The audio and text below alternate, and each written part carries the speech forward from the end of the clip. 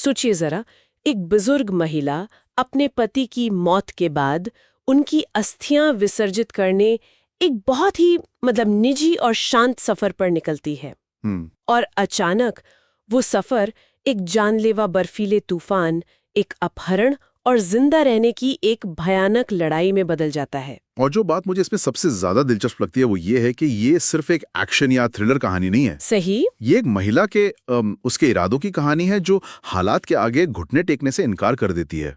तो चलिए आज इसी कहानी की परतों को खोलते हैं और समझने की कोशिश करते हैं कि जब एक आम इंसान असाधारण हालात में फंस जाता है तो वो अपनी हिम्मत की कौन सी हदें पार कर सकता है। हम देखेंगे कि कैसे बार्ब नाम की एक महिला का मकसद, जो शुरू में अपने पति की यादों का सम्मान देना था, वो एक अनजान लड़की की जान बचाने के एक बहुत बड़े और खतरनाक मिशन में बदल जाता है।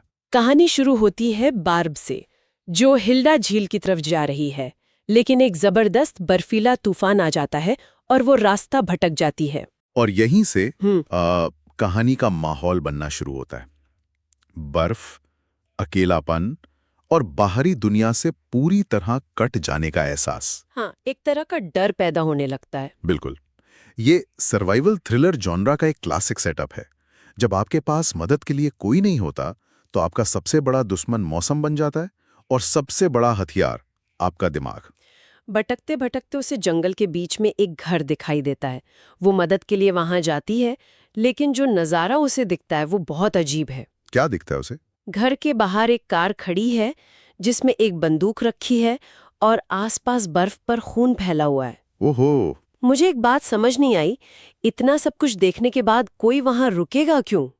मेरे तो खतरे का अलार्म बज जाता और मैं तो वहां से फौरन निकल जाती। ये एक बहुत अच्छा सवाल है। मेरे ख्याल से यहाँ दो बातें हैं। एक, वो तूफान में बुरी तरह फंसी हुई है, उसके पास वापस जाने का कोई सुरक्षित रास्ता नहीं है। हाँ, ये बात तो है। तो उस वक्त वो घर खतरनाक होने के बावजूद एक आसरा भी है। और दूसरी बात, जो ज्यादा मनोवैज्ञानिक है, वो है कि हमारा दिमाग तुरंत सबसे बुरी बात नहीं सोचना चाहता। वो खुद तो यकीन दिलाना चाहता है कि शायद इसकी कोई सीधी साधी वजह होगी। हाँ, शायद यही हुआ होगा। घर का मालिक डेविड उसे अंदर बुलाता है और कहता है कि खून एक जानवर का है जिसका उसने शिकार किया है। एक बहुत ही कमजोर बहाना। बहुत कमजोर। साफ पता चलता है कि कुछ तो गड़बड़ है, लेकिन बार्ब उस वक्त कुछ नहीं कर पाती। शायद वो डरी हुई है और हालात को समझने की कोशिश कर रही है। बिल्कुल।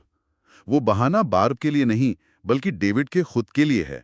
वो हालात को सामान्य दिखाने की एक बहुत ही भद्दी कोशिश कर रहा है। और यहीं से उसका निजी सफर एक सस्पेंस थ्रिलर में बदलना शुरू हो जाता है। वो समझ जाती है कि वो एक खतरनाक जगह पर है, लेकिन अभी उसे ये नहीं पता कि खतरा कितना बड़ा है। वो किसी तरह वहां से निकलकर झील के पास पहुंचती है अपना काम पूरा करने के लिए, लेकिन तभी उसे गोली चलने की आवाज सुनाई देती है। और वो क्या देखती है?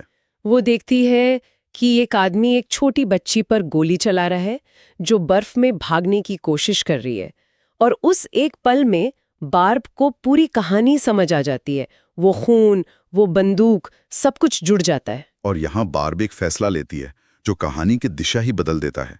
वो चाहती तो वहां से भाग सकती थी, अपनी जान बचा सकती थी। घर की तरफ जाती है और वो जो करती है वो कमाल है। वो उस घर के तहखाने की खिड़की पर बर्फ में एक संदेश लिखती है उस अनजान लड़की के लिए, मैं तुम्हें छोड़कर नहीं जाऊंगी। ये एक छोटा सा वाक्य है, लेकिन इसमें इतनी ताकत है। वो एक दर्शक से एक रक्षक बन जाती है। पर ये बहुत बड़ा खतरा मोल लेना नहीं था। अगर अपहरण करने वाले उसे देख लेते तो? बिल्कुल था। ये कोई तार्किक फैसला नहीं था, ये एक भावनात्मक फैसला था। ये उस महिला का फैसला था जिसने अभी अभी अपने पति को खोया है और शायद वो किसी और को मरते हुए नहीं देख सकती थी। हाँ, उस एक संदेश से वो न सिर्फ उस लड़की लिया को उम्मीद देती है, बल्कि खुद को भी एक मकसद देती है। अब ये सिर्फ अस्थियां बहाने का सफर नहीं रहा, अब ये एक जान बचाने का मिशन बन गया है। और दूसरी तरफ जब अपहरण करने वाली महिला क्लारा वो संदेश देखती है तो वो समझ जाती है कि अब ये बुजुर्ग महिला सिर्फ एक भटकी हुई मुसाफिर नहीं, बल्कि एक खतरा है। और यहीं से दोनों के बीच दिमागी खेल की असली शुरुआत होती है। क्लारा उसे कम आंकने की गलती नहीं करती। और यहाँ कहानी सच में बहुत दिलचस्प हो जाती है। बार्ब जानती है कि वो उम्र और ताकत में इन लोगों का मुकाबला नहीं कर सकती, तो वो उस चीज का इस्तेमाल करती है जो उसके पास है, उसका दिमाग और तजुर्बा। वो क्या करती है? वो डेविड को बातों में लगाकर उसे झील के पास ले जाती है और बर्फ में एक गड्ढा करके उसे बर्फीले पानी में गिरा देती है। जब मैंने ये पढ़ा तो मैं हैरान रह गई। और यही इस किरदार की सबसे बड़ी खूबी है। कहानीकार यहाँ दिखा रहा है कि असली ताकत शारीरिक नहीं बल्कि परिस्थितियों को समझने और उन्हें अपने फायदे के लिए इस्तेमाल करने में है। हाँ, डेविड को बचाने के चक्कर में क्लारा का ध्यान भट जाता है और बार्ब को एक मौका मिल जाता है और वो उस मौके का पूरा फायदा उठाती है। वो भागकर कैबिन में घुसती है और वहां जो करती है वो किसी फिल्मी सीन से कम नहीं। वो आग बुझा देती है, सारी खिड़कियां दरवाजे खोल देती है ताकि अंदर बर्फीली हवा आए और सारे कंबलों को पानी में भिगो देती है। मतलब उसका प्लान एकदम साफ है। एकदम साफ। उन्हें हथियारों से नहीं बल्कि ठंड से मारना है, हाइपोथर्मिया से। वो पर्यावरण को ही एक हथियार बना लेती है। ये सर्वाइवल जॉनरा की खासियत है। जब आपके पास पारंपरिक हथियार ना हो तो आपका आसपास का माहौल ही आपका सबसे बड़ा हथियार बन जाता है। इसी बीच हमें क्लारा के अपहरण का असली मकसद पता चलता है, जो बहुत ही भयानक है। उसे लिवर ट्रांसप्लांट की जरूरत है और वो उस बच्ची लिया का लिवर निकालने वाली है। ये सुन के तो मेरे रोंगटे खड़े हो गए। और उन्होंने लिया को इसलिए चुना क्योंकि उसने पहले कई बार आत्महत्या की कोशिश की थी। हाँ, उनकी सोच ये थी कि अगर वो गायब हो भी गई तो किसी को शक नहीं होगा, सब सोचेंगे कि इसने फिर से खुदकुशी कर ली होगी। ये किस तरह की मानसिकता है? ये एक ऐसी मानसिकता है जो दूसरों को इंसान नहीं बल्कि सिर्फ एक चीज समझती है। क्लारा के लिए लिया कोई लड़की नहीं बल्कि सिर्फ एक अंगों का स्रोत है। ये उनकी क्रूरता की गहराई को दिखाता है। कहानी में एक ऐसा मोड़ आता है जहां मुझे लगा कि शायद अब सब ठीक हो जाएगा। डेविड, जो बर्फीले पानी से लगभग जम चुका है, वो बार्ब के सामने टूट जाता है।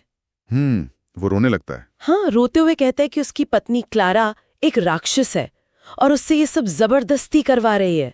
वो बार्ब को अपनी पत्नी से लड़ने के लिए कुछ अतिरिक्त गोलियां भी देता है। एक पल के लिए मुझे डेविड पर दया आ गई थी। और लेखक ने जानबूझकर ये सीन रखा है। इसे झूठी उम्मीद का क्षण कहते हैं। ये पाठक को एक पल के लिए राहत देता है, उन्हें यकीन दिलाता है कि शायद विलन के अंदर भी इंसानियत बची है। आपको क्या लगा? क्या वो सच बोल रहा था? सच कहूं तो एक पल के लिए मुझे लगा कि हाँ, शायद वो अपनी पत्नी के कंट्रोल में है और अब वो बार्ब की मदद करेगा। बार्ब भी शायद यही सोचकर अपनी गाड़ी के रेडियो से मदद के लिए पास के 2 लोगों को बुलाती है। लेकिन ये सब एक बहुत बड़ा धोखा था। बहुत बड़ा। जैसे वो 2 लोग मदद के लिए पहुंचते हैं, क्लारा और डेविड मिलकर उन दोनों को बेरहमी से मार देते हैं। ये कहानी का वो पल है जहां डेविड के प्रति बची खुजी सहानुभूति भी खत्म हो जाती है और बार्ब को एहसास होता है कि वो इस लड़ाई में बिल्कुल अकेली है। बिल्कुल अकेली। इसके बाद वो बार्ब को पकड़कर उसी तहखाने में बंद कर देते हैं जहां लिया बंद है। लिया बुरी तरह डरी हुई है, वो रो रही है और कहती है, मैं मरना नहीं चाहती। ये सुनना कितना मुश्किल है। एक बच्ची जो पहले ही हार मान चुकी थी, अब जीने के लिए लड़ना चाहती है, पर वो पूरी तरह से बेबस है। और इसी पल में बार्ब सिर्फ एक रक्षक से बढ़कर एक गुरु, एक गाइड बन जाती है। वो उसे डांटती नहीं है या झूठी तसल्ली नहीं देती, वो उसे कहानी सुनाती है। हाँ, वो उसे अपनी परदादा की कहानी सुनाती है, जो एक युद्ध के दौरान बर्फीले तूफान में फंस गए थे। एक एक करके उसके सारे साथी ठंड और थकान से हार मानकर बर्फ में जम गए। लेकिन उसके परदादा ने हार नहीं मानी। नहीं, वो जानते थे कि अगर वो एक पल के लिए भी रुके तो वो मर जाएंगे। तो वो बस चलते रहे, एक एक कदम बढ़ाते रहे और आखिरकार वो अकेले जिंदा बच निकले। ये सिर्फ एक कहानी नहीं है, ये जिंदा रहने का एक सबक है। बार्ब यहाँ शारीरिक बचाव की बात नहीं कर रही, वो मानसिक मजबूती और जीने की इच्छा शक्ति की बात कर रही है। वो लिया से कहती है, हमें कम से कम अपने लिए लड़ना तो चाहिए। और यही कहानी लिया के अंदर वो चिंगारी जला देती है जिसकी उसे आगे चलकर जरूरत पड़ने वाली थी। और फिर आता है कहानी का अंतिम टकराव। क्लारा बार्ब और लिया को झील के पास ले जाती है, जहां उसने अवैध सर्जरी करने के लिए एक टेंट लगाया हुआ है। वहां एक जबरदस्त लड़ाई होती है। हाँ, हाथापाई में टेंट में आग लग जाती है, बंदूक हाथ से छूट जाती है और पूरा माहौल एकदम अराजक हो जाता है। क्लारा, जो छोटी और ज्यादा ताकतवर है, वो बार्ब पर हावी हो जाती है। एक पल के लिए लगता है कि अब सब खत्म हो गया। बार्ब की सारी चतुराई और हिम्मत हारने वाली है। लेकिन अंतिम क्षणों में जब क्लारा बार्ब को जान से मारने ही वाली होती है जी, तो लिया, वही डरी सहमी लड़की, हाँ वही लिया, बंदूक उठाकर क्लारा को गोली मार देती है। और यहाँ कहानी का चक्र पूरा होता है। जो शिकार थी अब वो शिकारी बन गई है। लिया, जिसे बार्ब ने अपनी कहानी से हिम्मत दी थी, अब खुद अपनी और बार्ब की रक्षक बनती है। ये एक पीढ़ी से दूसरी पीढ़ी तक हिम्मत का हस्तांतरण है। बिल्कुल। बार्ब की कहानी ने उसे सिर्फ जिंदा रहने की वजह नहीं दी, बल्कि लड़ने की ताकत भी दी। कहानी का अंत बहुत ही चौंकाने वाला और बिटर स्वीट है। मतलब उसमें जीत भी है और हार भी। लिया घायल क्लारा को मरती हुई बार्ब के शरीर से रस्सी से बांध देती है और दोनों को बर्फीली झील में धकेल देती है। हाँ, ये एक बहुत ही शक्तिशाली और परेशान करने वाला सीन है। वो न सिर्फ अपनी जान बचाती है बल्कि वो एक तरह से बदला भी लेती है। वो क्लारा को उसी बर्फीली मौत के हवाले कर देती है जो उन दोनों का इंतजार कर रही थी। और बार्ब वो मरते मरते अपने पति की अस्थियों वाले डिब्बे को खोलकर पानी में बिखेर देती है। तो इस तरह वो अपना वो वादा पूरा करती है जिसके लिए वो सफर पर निकली थी। लेकिन इसकी कीमत तो उसे अपनी जान देकर चुकानी पड़ती है। लिया बच जाती है लेकिन अब वो उस वीरान खतरनाक जगह पर अकेली है और कहानी यहीं खत्म हो जाती है। बार्ब का सफर जहां से शुरू हुआ था वहीं खत्म होता है। उसने अपने पति की अंतिम इच्छा भी पूरी की और एक बेगुनाह की जान भी बचाई। लेकिन ये कोई खुशी वाला अंत नहीं है। नहीं, ये एक त्रासित अंत है जो बलिदान की कहानी कहता है। तो इन सब का क्या मतलब निकलता है? मेरे लिए तो ये कहानी एक साधारण महिला के असाधारण साहस की दास्तां है। एक ऐसा सफर जो यादों को संजोने के लिए शुरू हुआ था, वो दूसरों की जान बचाने और आत्म बलिदान पर खत्म हुआ। बार्ब ने साबित कर दिया कि हिम्मत सिर्फ शारीरिक ताकत का नाम नहीं है, बल्कि सही समय पर सही फैसला लेने और कभी हार न मानने वाले इरादे का नाम है। बिल्कुल।